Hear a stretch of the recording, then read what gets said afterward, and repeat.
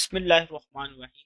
Welcome to our channel Learn Chemistry with our chapter number 1। Dear viewers, हमारे पास continue है fundamentals of chemistry. आज के इस टॉपिक में हम जो है लेक्चर 1.4 केमिकल स्पीशीज में हम बात करेंगे। What is chemical species. देखें, केमिस्ट्री में केमिकल स्पीशीज से मुराद के हमारे पास जो बहुत सारे केमिकल सब्सटेंसेस होते हैं, जिससे हम बात करें आयंस की, ठीक है, और हम बात करें एटम्स की, हम बात करें मॉलिक्यूल्स की। So these are known as chemical species. इसको हम केमिकल स्पीशीज का नाम देते हैं। Ions, atoms and molecules, they are known as chemical species. क्योंकि ये क्या होते हैं, ये केमिस्ट्री के अंदर एक बेसिक रोल प्ले करते हैं। देखिए, पूरी केमिस्ट्री डिपेंड किस पे करती है? आयंस के ऊपर, एटम्स के ऊपर एंड मॉलिक्यूल्स के ऊपर, ठीक है। इसीलिए हम कहते हैं कि केमिकल केमिस्ट्री में ये केमिकल स्पीशीज का काम करते हैं और एक तरीके से एक बेसिक रोल प्ले करते हैं। अच्छा जी, हमारे पास अब हम एक एक करके बात करेंगे। आयंस क्या है, एटम्स क्या है और मॉलिक्यूल्स क्या है। एक दफा और हमारा ये कॉन्सेप्ट क्लियर हो जाएगा, फिर हम इंशाल्लाह आगे के लेक्चर्स में इसको फिर इस टॉपिक को डिस्कस नहीं करेंगे। यहाँ पर इंशाल्लाह इस टॉपिक को हम समझने की कोशिश करेंगे। आयंस क्या होते हैं? आयंस पर आने से पहले हम बात कर लेते हैं एटम्स की। देखिए, हमने एटम्स अब हमारे पास एक तरीके से पुराना हमारे पास होगी डेफिनेशन। एटम्स हम किसको कहते हैं? Atoms is the smallest possible part of matter that is undivisible. Smallest part of matter that is indivisible, ठीक है, जो कि नाकाबिल तकसीम है। हमने ये बात कर ली थी एटम की। और एटम्स के बारे में हम क्या जानते हैं भाई? एटम्स अनरिएक्टिव होते हैं। देखिए, कोई भी एटम जो कि रिएक्शन में इन्वॉल्व नहीं होता, उसमें इलेक्ट्रॉन, ठीक है, इलेक्ट्रॉन और प्रोटॉन्स की तादाद क्या होगी? इक्वल होगी। अगर कोई एटम क्या है? न्यूट्रल है। न्यूट्रल का मतलब नो रिएक्शन, ठीक है। जब वो कोई रिएक्शन नहीं कर रहा किसी एटम के साथ, तो वो एटम कहलाए। अब जैसे फॉर एग्जांपल मैं कहता हूं कि मेरे पास एक एटम है that is known as hydrogen. अब हाइड्रोजन हमारे पास स्टेबल कब होता है? जब ये हाइड्रोजन एटम किसी दूसरे हाइड्रोजन एटम के साथ मिलकर क्या बना लेगा? हाइड्रोजन मॉलिक्यूल बना लेगा, H2 बन जाएगा, ठीक है। So it will be stable compound, ठीक है। और ये न्यूट्रल भी हो जाएगा केमिकली, क्योंकि इसकी जो रिएक्शन की एबिलिटी थी कि एक इलेक्ट्रॉन्स को शेयर करना, इसने एक इलेक्ट्रॉन शेयर कर लिया और मॉलिक्यूल बना दिया, ठीक है। अब अगर मैं जैसे फॉर एग्जांपल मैं बात करता हूँ कि एक न्यूट्रल एटम है, जैसे कि हमारे पास है जैसे हम एग्जांपल ले लेते हैं ऑक्सीजन की, ठीक है। अब ऑक्सीजन भी हमारे पास तब तक रिएक्शन करेगा जब तक कि वो दूसरे ऑक्सीजन के साथ मिलकर, ठीक है, इसके दरमियान डबल बॉन्ड होता है और अपने आखिरी वाले इलेक्ट्रॉन्स को शेयर करके दूसरे एटम के साथ, ऑक्सीजन एटम के साथ मॉलिक्यूल बना लेता है, O2। तो अब ये क्या हो जाता है? स्टेबल, ठीक है। इसके रिएक्शन होकर उसने कोई कंपाउंड बना लिया, कोई मॉलिक्यूल बना लिया, तो अब ये स्टेबल हो गया। सो कोई भी एटम, कोई भी एटम जब दो एटम्स दूसरे एटम के साथ, अपने जैसे दूसरे एटम के साथ मिलता है या किसी दूसरे डिफरेंट एटम के साथ मिलता है, जैसे CO2, तो वो असल में स्टेबिलिटी गेन करता है, अपने आप को स्टेबल करता है। तो मैं आपको ये कहना चाह रहा हूं कि कोई भी एटम तब स्टेबल होता है जब उसके इलेक्ट्रॉन्स और प्रोटॉन्स की तादाद इक्वल हो जाए, ठीक है, तब तक वो न्यूट्रल एटम है। जैसे कि हमारे पास हम एग्जाम्पल ले लेते हैं लिथियम एटम की, ठीक है। अब लिथियम एटम के आखिरी शेल में, या इसका एटॉमिक नंबर क्या है? 3। तो इसके पास 3 प्रोटॉन्स हैं इसके अंदर। चलिए मैं लिथियम एटम बना लेता हूँ। इसके फर्स्ट शेल में 2 इलेक्ट्रॉन्स हैं, ठीक है, इसको यहाँ लिख देते हैं। फर्स्ट शेल में 2 इलेक्ट्रॉन्स हैं और सेकंड शेल में 1 इलेक्ट्रॉन, ठीक है। क्यों? क्योंकि लिथियम का एटॉमिक नंबर क्या है? लिथियम का एटॉमिक नंबर है 3। तो इसके पास 3 इलेक्ट्रॉन है, फर्स्ट शेल में 2 इलेक्ट्रॉन्स और दूसरे शेल में 1 इलेक्ट्रॉन। अब लिथियम तब तक क्या होगा, अब देखें इसके अंदर जितने इलेक्ट्रॉन्स हैं 1 2 3, उतने ही इसके अंदर प्रोटॉन्स की तादाद। तो अब ये क्या है, न्यूट्रल एटम में इस वक्त कोई रिएक्शन नहीं कर रहा। लिथियम जो है वो अनरिएक्टिव। अगर मैं लिथियम का, ठीक है, रिएक्शन करवा दूं, लिथियम क्लोराइड, ठीक है, लिथियम का क्लोरीन के साथ रिएक्शन कर देंगे तो बन जाएगा लिथियम क्लोराइड।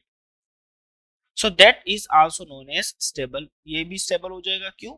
क्योंकि लिथियम ने एक इलेक्ट्रॉन अपना लूज किया और क्लोरीन ने गेन किया, सो दैट विल बी, ये स्टेबल बन जाएगा।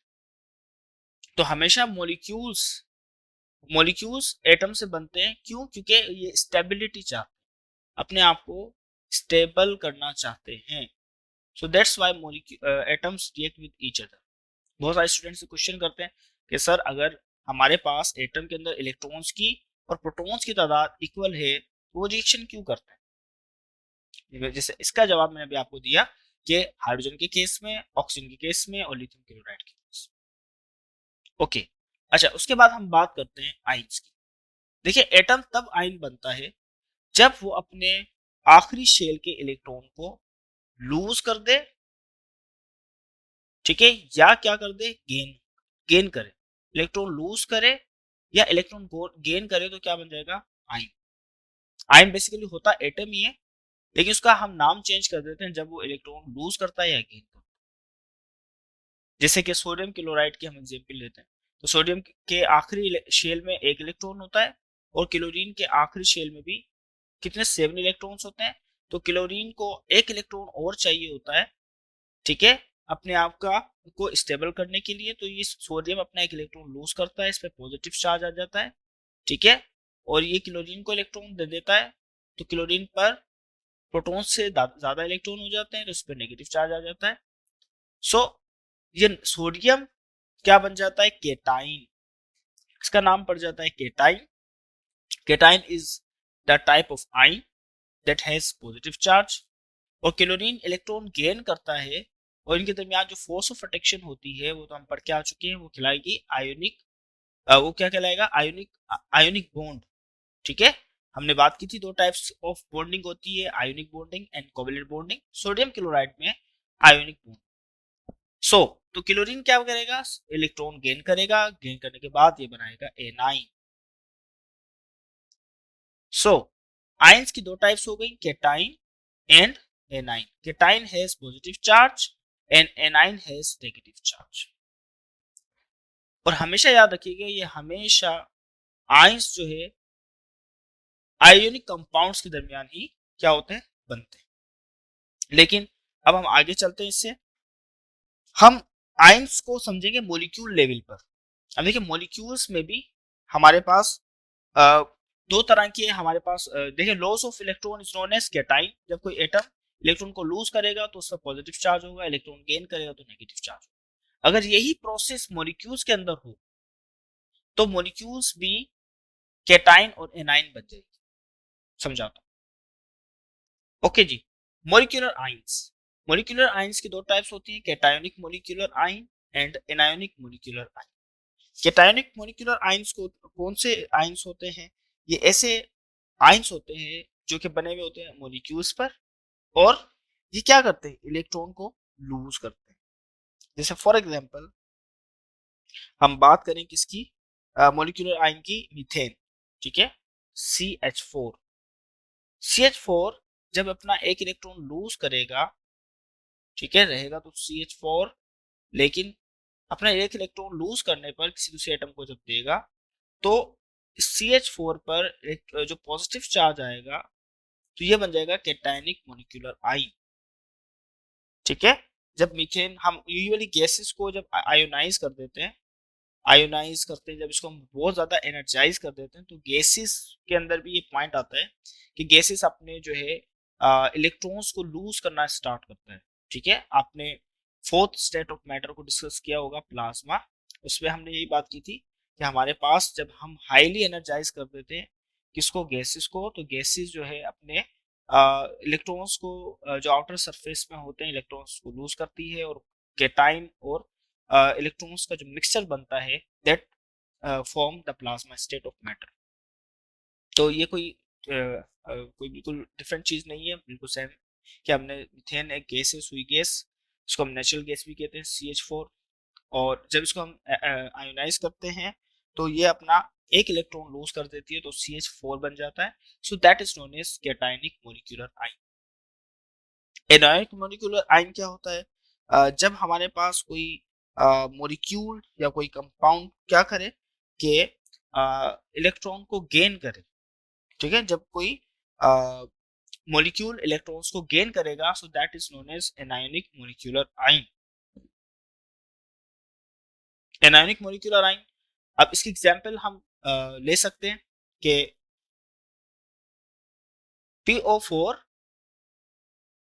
3-। अब देखिए इसमें ये क्या रहता है, फोस्फेट, और फोस्फेट क्या करता है कि दो इलेक्ट्रॉन अपने पास 3 इलेक्ट्रॉन्स को गेन करता है और ये बना देता है एनायनिक मॉलिक्यूलर आयन। ठीक है, इस पे कौन सा चार्ज है? नेगेटिव चार्ज है, -3। सो डिपेंड करता है कि जितने इलेक्ट्रॉन लूज होंगे उतने पॉजिटिव चार्ज आएंगे, तो +1 +2 +3 एंड सो ऑन। जितने नेगेटिव चार्ज आएंगे उतने -1 -2 -3 एंड सो। ओके, उसके बाद हम बात करेंगे फ्री रेडिकल्स। बड़ा इंटरेस्टिंग ये टॉपिक, फ्री रेडिकल्स। अक्सर स्टूडेंट इसमें उलझ जाते हैं कि सर फ्री रेडिकल्स क्या है और आइंस में क्या फर्क है, फ्री रेडिकल और आइंस में क्या फर्क है। यूजुअली स्टूडेंट्स के यही डाउट होते हैं, तो आज हम बात करेंगे फ्री रेडिकल्स के बारे में। फ्री रेडिकल्स क्या होते हैं भाई? फ्री रेडिकल्स सिंपल, हमारे पास ऐसे एटम्स होते हैं, ठीक है, जो कि क्या करते हैं, free radical are atoms and group of atom having number of unpaired electrons। इसके पास जो फ्री रेडिकल्स होते हैं, फ्री रेडिकल्स में usually number of unpaired electrons होते हैं। इसके अंदर हम ये कह सकते हैं नंबर ऑफ अनपेयर्ड इलेक्ट्रॉन। समझाता हूँ पेयर्ड इलेक्ट्रॉन्स क्या होते हैं और अनपेयर्ड इलेक्ट्रॉन्स क्या होते हैं। फ्री रेडिकल्स एटम्स होते हैं, पर ऐसे एटम्स होते हैं जिसमें नंबर ऑफ अनपेयर्ड इलेक्ट्रॉन्स हो लास्ट शेल में या आउटर शेल, आउटर शेल, ठीक है, इन आउटर शेल, आखिरी शेल। ठीक है, पेयर्ड और अनपेयर्ड इलेक्ट्रॉन्स का क्या मतलब है, क्या कॉन्सेप्ट है? जैसे मैं कहता हूं कि हाइड्रोजन जब हाइड्रोजन से लिंक करता है, या एक हाइड्रोजन का इलेक्ट्रॉन ये दूसरे हाइड्रोजन का इलेक्ट्रॉन, जब ये दोनों आपस में लिंक करते हैं तो इसके पास जो इलेक्ट्रॉन्स हैं वो है पेयर्ड में। पेयर्ड का मतलब कि जोड़ी बन गई, with that is one pair of electron. एक पेयर में 2 इलेक्ट्रॉन्स होते हैं, one pair of electrons present in hydrogen molecule H2। ये क्या बनाएगा? H2 बनाएगा। सो मैं कह सकता हूं कि H2 के अंदर वन पेयर ऑफ इलेक्ट्रॉन है, ठीक है।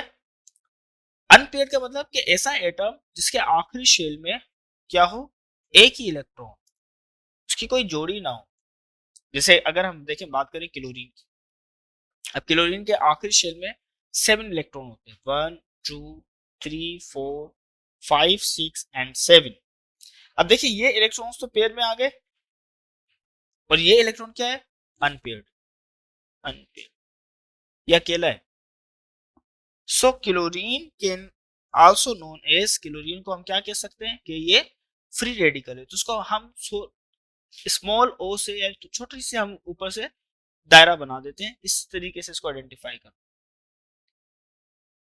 ठीक है। इसी तरीके से हाइड्रोजन भी देखें, हाइड्रोजन अगर सिंगल होता तो वो भी अनपेयर्ड इलेक्ट्रॉन है, क्योंकि इसके अंदर एक ही इलेक्ट्रॉन होता है आखिरी शेल में, तो hydrogen is also known as free radical. इसी तरीके से हमारे पास कोई मॉलिक्यूल भी फ्री रेडिकल हो सकता है, जैसे कि CH3।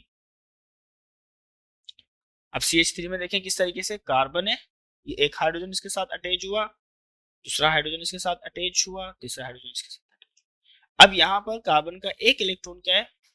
फ्री है। कार्बन के आखिरी शेल में कितने इलेक्ट्रॉन्स होते हैं? 4 इलेक्ट्रॉन्स होते हैं, 4 इलेक्ट्रॉन्स। अब इसने हाइड्रोजन के साथ अपना एक एक इलेक्ट्रॉन तो शेयर कर लिया और कोवेलेंट बॉन्ड बना दिया, जबकि इसके पास ये जो एक इलेक्ट्रॉन था ये खाली है और ये बना रहा है CH3। So that electron is known as unpaired electron. अभी तक इसकी जोड़ी नहीं पाई। Okay, so CH3 is also known as radical. तो कोई एटम, कोई मॉलिक्यूल भी क्या हो सकता है, फ्री रेडिकल हो सकता है जब तक कि उसके पास अनपेयर्ड इलेक्ट्रॉन हो उसके आखिरी शेल। ओके, फ्री रेडिकल बनता कैसे? सिंपल। अब क्वेश्चन ये आता है कि सर ऐसा होता क्यों है कि अनपेयर्ड हो जाए। एक वर्ड यूज किया जाता है that is known as homolytic, homolytic cleavage. Cleavage का मतलब होता है ब्रेक करना, होमोलाइटिक यानी सेम, सेम एटम्स को ब्रेक करना।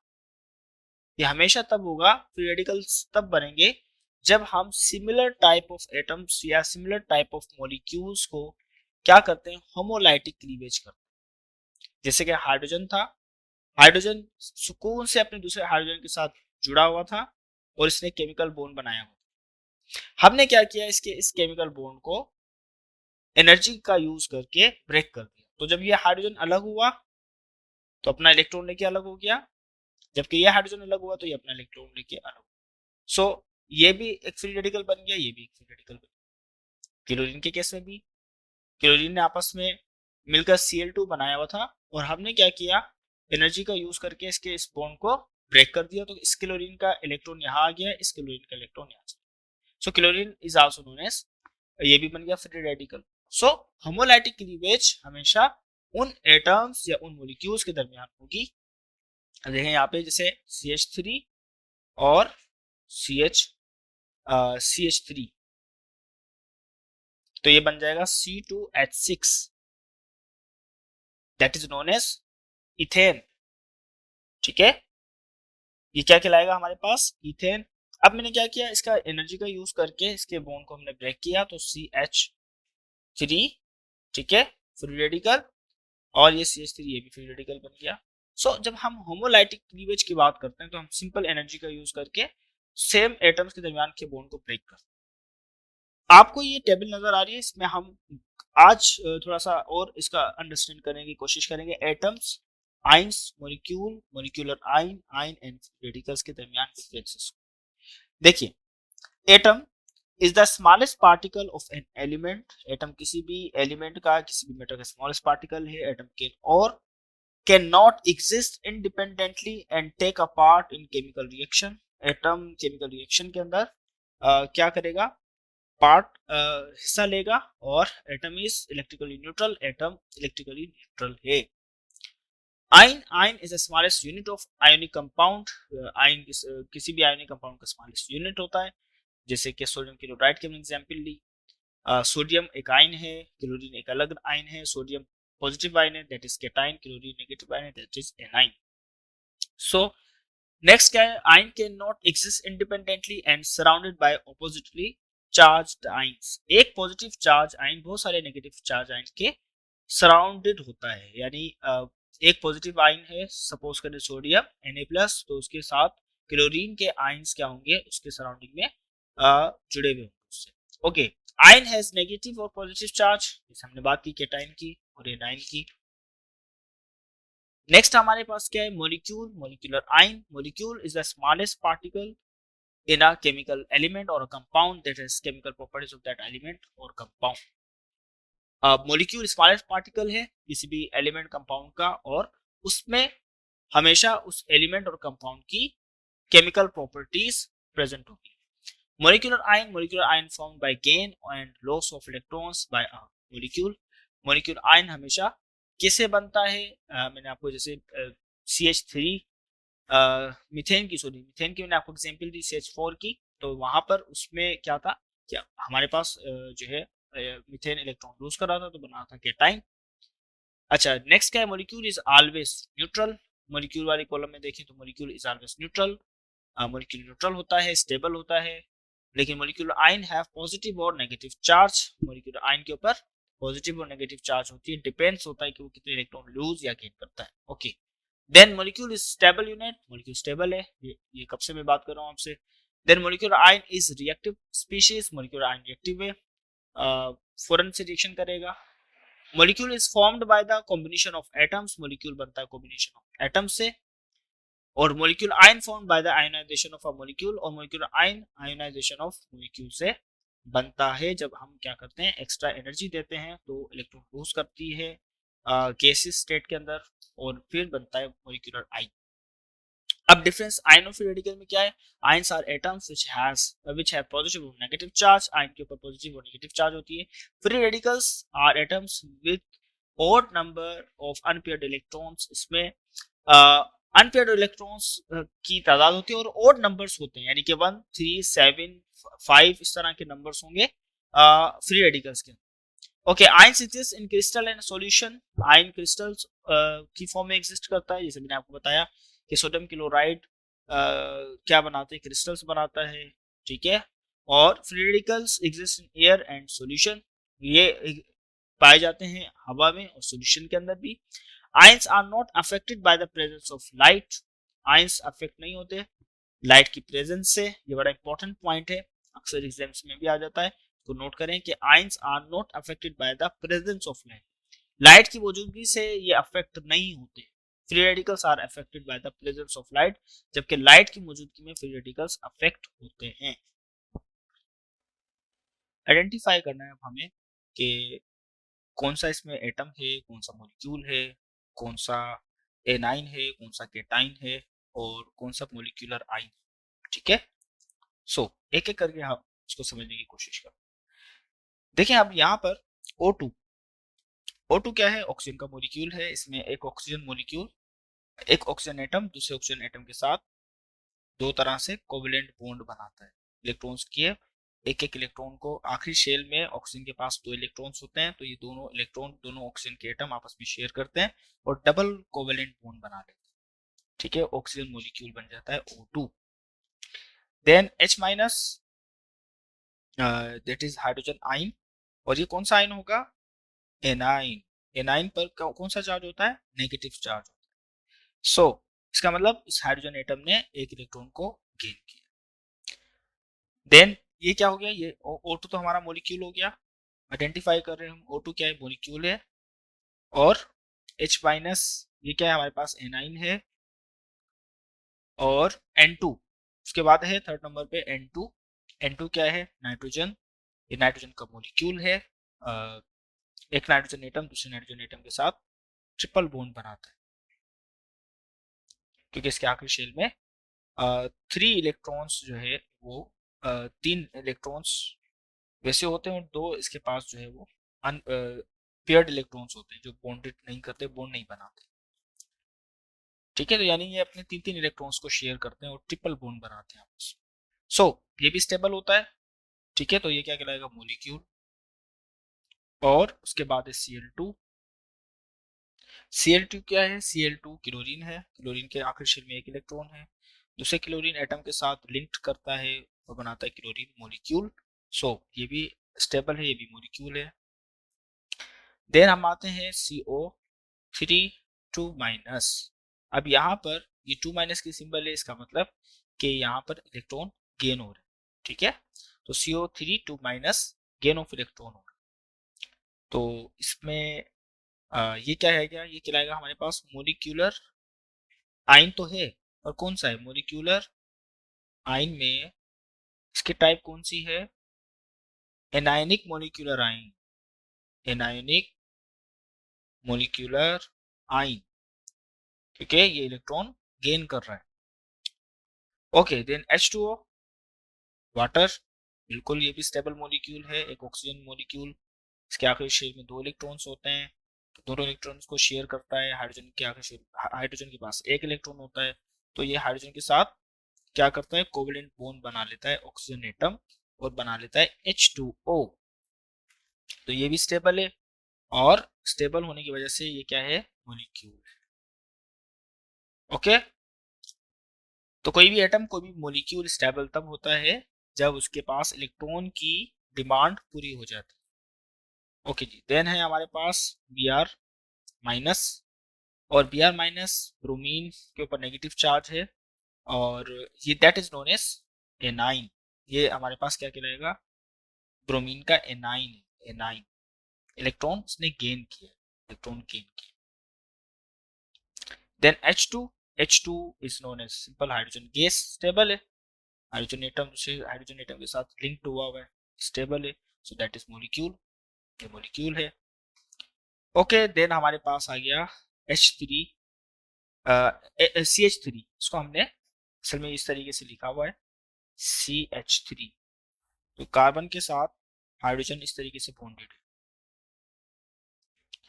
सो इसके पास एक जो है इलेक्ट्रॉन फ्री है ना। हमने ये बात की थी, अगर एक अनपेयर्ड इलेक्ट्रॉन हो, अनपेयर्ड इलेक्ट्रॉन होने की वजह से ये कहलाएगा फ्री रेडिकल।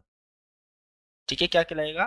Free radical. तो कोई मॉलिक्यूल, जैसा भी मॉलिक्यूल है क्योंकि दो या दो से ज्यादा एटम्स हैं तो ये फ्री रेडिकल है। ठीक है, देन Na+, ये क्या है? सोडियम का केटाइन है। ठीक है, आइंस दो तरह के होते हैं ना, हमने बात की थी आइंस, केटाइन पर पॉजिटिव चार्ज होता है, एनान पे नेगेटिव चार्ज होता है। सो Na हमारे पास क्या है? Cation, cation. ठीक है, केटाइन है। और हमने H- की जो बात की थी, H-, ये क्या कहलाएगा? एनाइन। तो आयंस की दो टाइप्स हैं, इसमें गेन ऑफ इलेक्ट्रॉन्स हो, अगर कोई एटम या कोई मॉलिक्यूल गेन ऑफ इलेक्ट्रॉन करे तो वो एनाइन बनता है।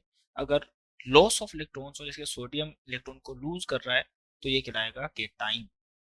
आपसे रिक्वेस्ट है, चैनल को लाइक करें, शेयर करें, सब्सक्राइब करें, बेल आइकन पर जरूर क्लिक करें ताकि आने वाली हर वीडियो आपको बर वक्त मौसूल हो सके। कोई सवाल हो तो कमेंट बॉक्स में जरूर पूछिए। अल्लाह हाफ़िज़।